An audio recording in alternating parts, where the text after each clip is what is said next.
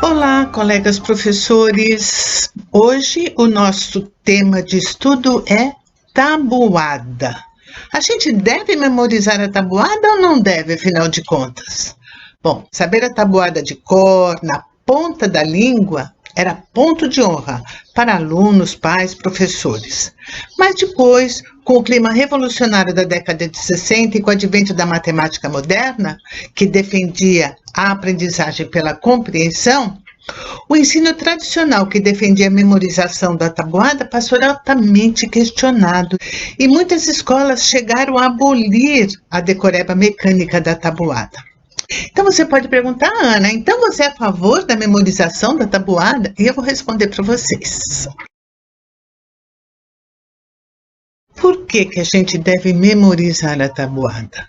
Para a agilidade do cálculo. A gente precisa da tabuada nas multiplicações, divisões, frações, cálculos com medidas, geometria, múltiplos e divisores e por aí vai. A gente precisa para muita coisa na nossa vida. E se a gente não sabe a tabuada de cor, memorizada, o que acontece? A gente, além de perder muito tempo, a gente desvia a atenção das coisas que estão sendo discutidas, das novas ideias que estão sendo trabalhadas e que precisam ser aprendidas. Mas essa memorização dos fatos básicos, ou também chamados fatos fundamentais, como a gente denomina a tabuada, ela pode ser realizada com compreensão, estudando e utilizando estratégias didáticas, que são algumas estratégias que a gente vai ver aqui hoje. Por exemplo, se eu pergunto para você quanto que é 3 vezes 4 para uma criança, a criança pode pensar em uma multiplicação retangular e contar, por exemplo, 3 vezes 4, 12 quadradinhos. Mas e se eu perguntar 8 vezes 7? Bom, aí já vai demorar, né? Então, ela pode tentar um cálculo mental, porque alguma tabuada ela já sabe de cor. Por exemplo, 7 vezes 7. Então, ela pode fazer, 8 vezes 7 é igual a 7 vezes 7 mais 7, que é 49 mais 7, que é igual a 56. Só que essas alturas, ela já perdeu um tempo precioso de aprendizagem. Veja bem, não estamos falando dos cálculos complicados para os quais podemos utilizar a calculadora, mas eu falo principalmente dos cálculos mentais tão importantes e tão frequentes no dia a dia. Memorizar as tabuadas enquanto estão sendo construídas e compreendidas, e mesmo após a sua construção, é uma atividade que conduz a uma interiorização, a automatização e, consequentemente, a sua aprendizagem. Mas, Ana, como é que eu posso aprender? Como é que eu posso ensinar? Como é que eu posso estudar a tabuada? Bom, a minha experiência e os meus estudos indicam que o aluno deve construir a tabuada com compreensão e assim, suavemente, gradativamente e até de forma agradável, ele vai memorizando os fatos básicos, vai memorizando a tabuada. Há muitas atividades que contribuem para a memorização da tabuada e nós vamos ver algumas. Tradicionalmente, as tabuadas são ensinadas separadamente. A decoreba começa com a tabuada do 2, porque o dobro é fácil, todo mundo aprende rápido. Aí depois passa para a do 10, porque é 10, 20, 30, 40, 50, também é tranquilo. E depois passa para a do 5, que é 5, 10, 15, 20, 25, ou termina em 0 ou termina em 5. Então é fácil. Quando chega no segundo ano, geralmente, a criança aprende a do 2, a do 3, a do 4, a do 5 e a do 10. E no terceiro ano, tradicionalmente se ensina assim, a do 6, a do 7, a do 8 e a do 9, que são normalmente as consideradas as mais difíceis. Mas aí eu pergunto para vocês, faz sentido as crianças decorarem as tabuadas separadamente? Repetição por repetição, desde o vezes 1 até, ou às vezes até com o vezes 0, até o vezes 10? Faz sentido isso? Eu vou contar para vocês um episódio de um artigo que eu li certa vez, numa dessas revistas voltadas para professor que ensina matemática. Era mais ou menos assim. A aluna Rita já tinha memorizado as tabuadas do 1 até o 6. Aí o professor perguntou, Rita, quanto que é 3 vezes 7? Aí a Rita falou assim, não sei, nós ainda não aprendemos a tabuada do 7. Mas você consegue resolver 7 vezes 3? 7 vezes 3, eu faço 3 vezes 3, mais 3 vezes 3, mais 3, que vai dar 9, mais 9, que é 18, e mais 3, que dá 21. E aí o professor pergunta, e você não podia ter utilizado a tabuada do 3 em vez da tabuada do 7? Aí a Rita falou, não sei. Rita não memorizou a tabuada do 7, mas também não aprendeu a validade da propriedade comutativa.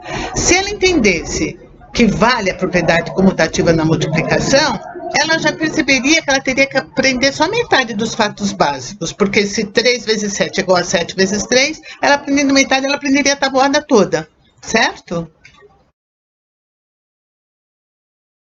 Então, você me pergunta, Ana, como eu posso ajudar a criança a aprender a tabuada de forma reflexiva? Eu vou apresentar aqui para vocês 5 sugestões. A primeira é oferecer diferentes e variadas situações de multiplicação. Segunda é utilizar diferentes registros de representação dessas multiplicações, dessas tabuadas. Para mim, essa é a mais importante, é a terceira dica que eu vou dar para vocês, é construir o quadro multiplicativo, mas não apresentar ele de mão beijada para a criança, deve construir junto com as crianças. A quarta dica é explorar as propriedades das operações e observar essas propriedades no próprio quadro multiplicativo. E quinta dica é comparar e descobrir padrões e regularidades do quadro. Okay? Isso tudo não precisa ser feito de forma maçante, tudo isso é de forma bem prazerosa, e nós vamos ver como. Então, a primeira sugestão é oferecer diferentes e variadas situações multiplicativas. Os probleminhas, eles facilitam ao aluno conectar conhecimentos anteriores, como a contagem, as operações aditivas, a distribuição em partes iguais, e permitem adaptar esses conhecimentos que a criança já tem para a nova situação multiplicativa. Isso leva a uma aprendizagem significativa, o que segue um processo contrário ao de repetir ações automatizadas, ou seja, a decoreba da tabuada. Muitas vezes, a multiplicação, como a adição de parcelas iguais, a multiplicação aditiva, como é chamada, é a única ideia de multiplicação ensinada nas escolas. Mas existem outras situações multiplicativas que envolvem, por exemplo, a multiplicação retangular, a multiplicação proporcional, a combinatória, a comparação. Vejamos a memorização da tabuada do 3, por exemplo. As duas apresentações querem trabalhar a tabuada do 3, mas observe que a ideia multiplicativa é distinta nas duas apresentações. Particularmente, eu entendo que a ideia de repetir grupos é mais intuitiva e mais significativa para o início da aprendizagem multiplicativa. Mas isso é algo individual e cada pessoa visualiza de forma distinta. Quando trabalhamos a memorização da tabuada, muitos professores percebem que fazer 3 vezes o 2 e 2 vezes o 3 são ideias distintas, apesar de darem o mesmo resultado. Muitos entendem que quando eu falo 3 vezes 2, eu quero dizer 3 vezes o grupo de 2 e estou trabalhando a tabuada do 2. Quando eu falo 2 vezes 3, eu quero dizer 2 vezes o grupo de 3. Estou trabalhando a tabuada do 3. Nesse sentido, a nossa preferência fica com a ordenação da esquerda, ou seja, com esta ordenação. Mas vale ressaltar que o bacana do processo é que a tabuada seja construída pelas crianças. Assim, o ideal é que ela não seja apresentada pronta, mas que cada resultado encontrado seja colocado numa tabela.